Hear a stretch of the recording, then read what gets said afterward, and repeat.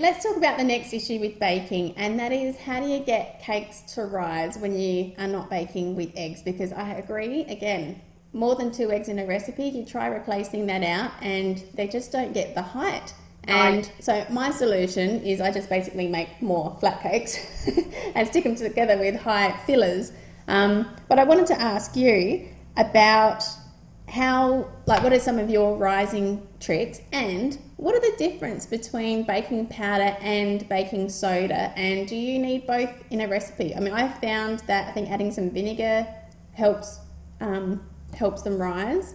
Yeah. Like we've got a chocolate cakes episode coming up later in the year, and I've done a self-sourcing chocolate pudding. Yum. Yeah.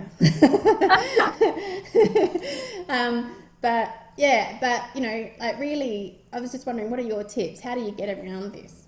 Yeah, so baking powder has baking soda in it and an acid. So it's got baking soda and cream of tartar, and you need the two to work. And then when you add the liquid, it forms some bubbles. The baking soda, or the bicarb soda, we call it here, that works. So you need to have an acid to make that work. So that'll work if you've got yogurt or lemon juice or something like that. So what I find is when you're baking, if you're baking with chocolate or cacao or yogurt or buttermilk, you need a bit more lift. And they can be a bit dense. So I usually put some baking powder in, and then I'd add a little bit of extra baking soda. You don't usually need a lot. I've got it in my blog on the baking powder, but I usually do about 1.5 teaspoons of baking powder to 1 cup of flour, about that ratio. You don't want to put too much in because you'll taste it, but about that much is a good amount to give you some lift. Now for the eggs, I usually use either all grain no egg. That's what I started with, and I always use that. I found it really good. I didn't make it the way it said on the packet. I learned gluten-free goddess, and I used to put it in a little bowl and I used to whisk it up so it was frothy, and then I added it in, and I found that worked better. But I use just chia seeds now. I used to grind them up at first and put them with some water. So you do a tablespoon of chia seeds to 3 tablespoons of water equals 1 egg.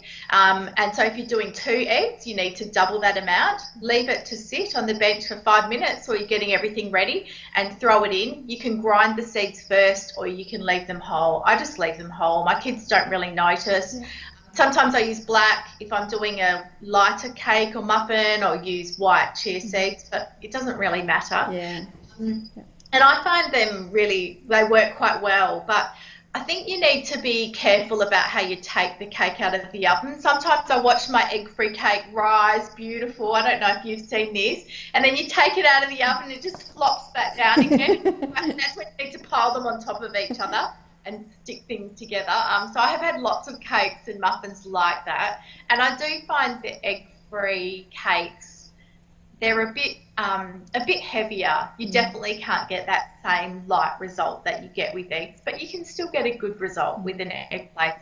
I think I don't know if you found this, but do you substitute fruit purees as well for egg? I do. It just depends on what I'm making. So sometimes I use apple puree. That works really well too, particularly if it suits what I'm baking. So I use apple puree in pancakes. I find that really good in pancakes, and some slices and muffins. Yeah, it just depends. So I try to think about what I'm baking, about what flavours will go with what. Some people use banana. My son hates banana and can smell it a mile off. So if I put any banana in my baking, he won't eat it. So banana's not something I use, but it's a really popular egg substitute. So I find banana and chocolate work well, and it doesn't sort of matter that you get. I don't know if it's just my taste bud, but I don't mind the denseness with a chocolate cake.